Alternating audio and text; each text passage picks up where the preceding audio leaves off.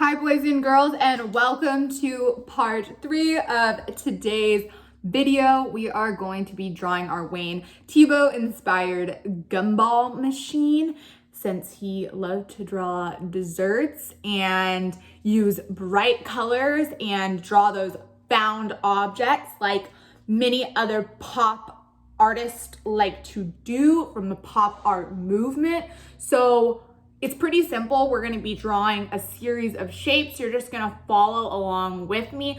I'm gonna be drawing on my big paper today, but you really only need a regular sized piece of paper.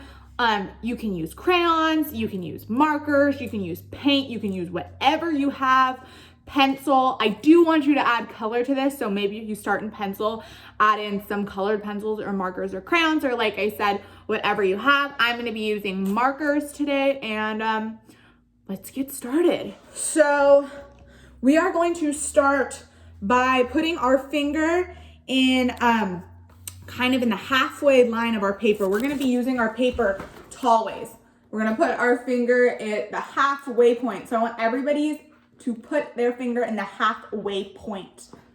Then you are going to make sure that you draw a circle, a very large circle that fills up almost the entire top half of your paper. So where you put your fingers, you're gonna be drawing that big circle above it. You don't want it to go all the way to the top. You want a little bit of space, but you want a pretty large circle. I'm gonna draw mine, and I am going to show you guys what I mean and how I'm gonna place it on the paper.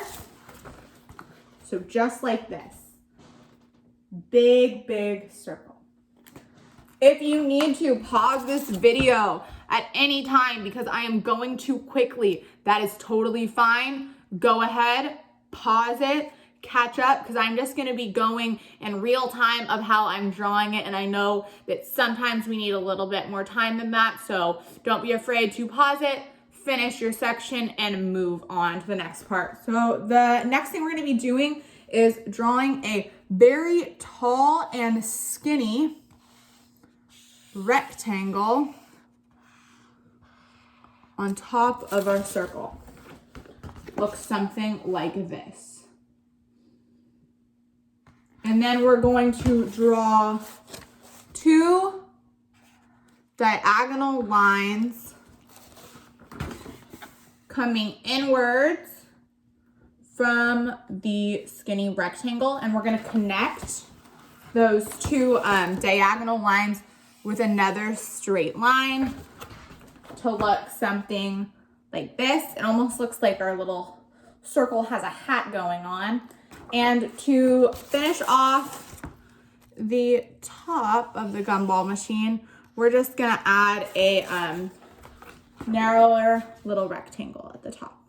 So go ahead and pause it right here if you need to catch up so you can draw this part of the gumball machine.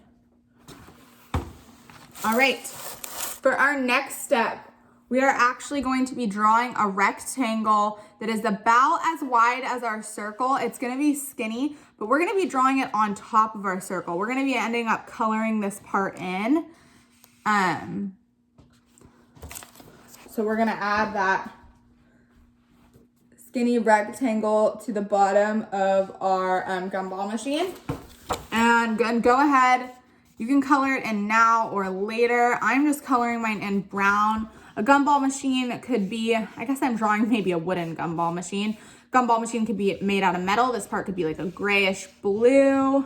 You could do it a black color. It's really up to you. As we saw in Wayne Thiebaud's art, he used a lot of bright colors, and we saw that yesterday with Andy Warhol. People who were a part of the pop art movement didn't really always follow the rules. So drawing color or coloring things in that are colors that they're not necessarily is something that is totally fine. So here is that part. Then we're gonna draw a wide rectangle at the very bottom of our page, another skinny rectangle, the bottom of our page like that. And we're actually gonna connect those with a diagonal line. And we're gonna add, kind of mimic this shape in the middle with 2 diagonal lines and a straight one in the middle. This is where your gumball would turn out, or would come out, I mean, if you were using a gumball machine. I wonder how many of you have used a gumball machine. I know that they were popular when I was younger, but I don't know if they are still popular to this day. But I used to love gumball machines and begging my mom for a quarter so I could get some gum. Next thing we're gonna do is in the very center of this, put your finger in the very center between this line and this line, we're gonna draw another one of those skinny rectangles. We are going to add a half circle on either side. This is that little knob where you would turn it to make the gumball come out. And then we're gonna draw another set of diagonal lines to our gumball machine.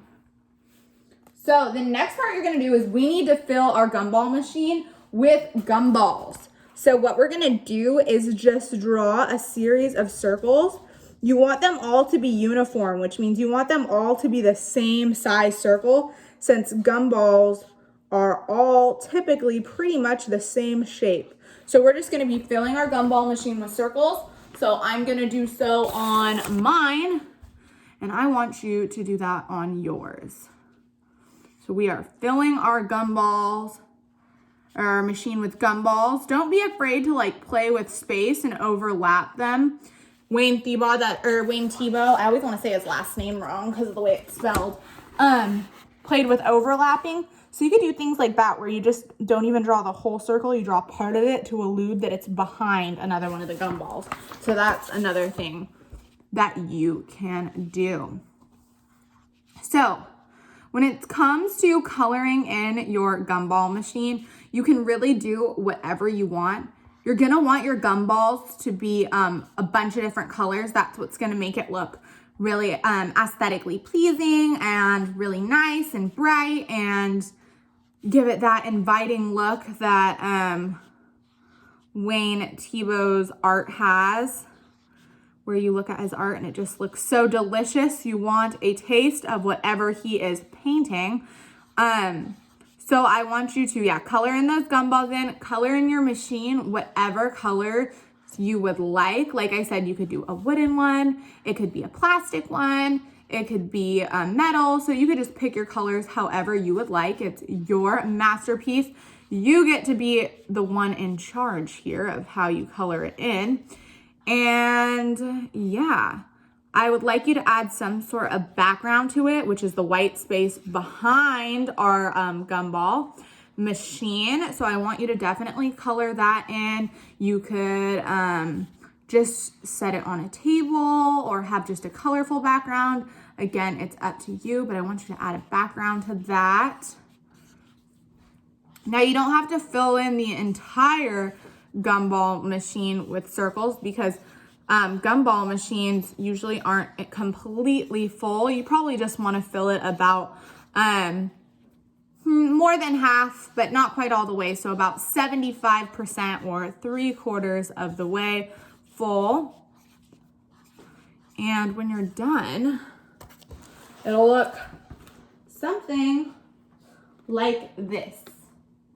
So like I said, I guess I'm gonna hold this up one more time so you can pause your screen if you haven't quite finished. So go ahead and pause your screen if you need the composition for the outline. And at this point, it's kind of like you've created your own coloring sheet. So you just get to color it in however you want. So yeah, it's just like your own coloring sheet. You have the outlines done and now you get to add in some color. I am actually going to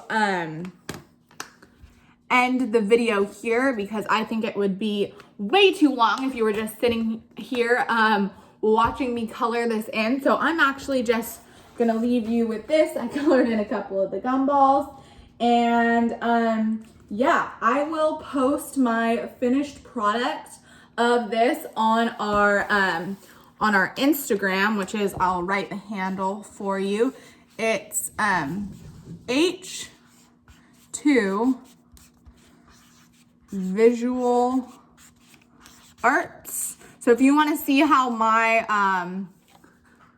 project turned out, how my Wayne Thiebaud gumball machine turned out, just go ahead and head on over to H2 Visual Arts on Instagram, and I will be posting it there. I'm super excited to see your versions of the gumball machines, and I will see you tomorrow for an extra special lesson where we actually have a very special guest coming to teach an art lesson. If you are my 5th graders, you've already met this very special guest in real life, but for the rest of you, I have something special planned for tomorrow, our Fun Friday, and I'm excited for it. So I'll see you guys tomorrow.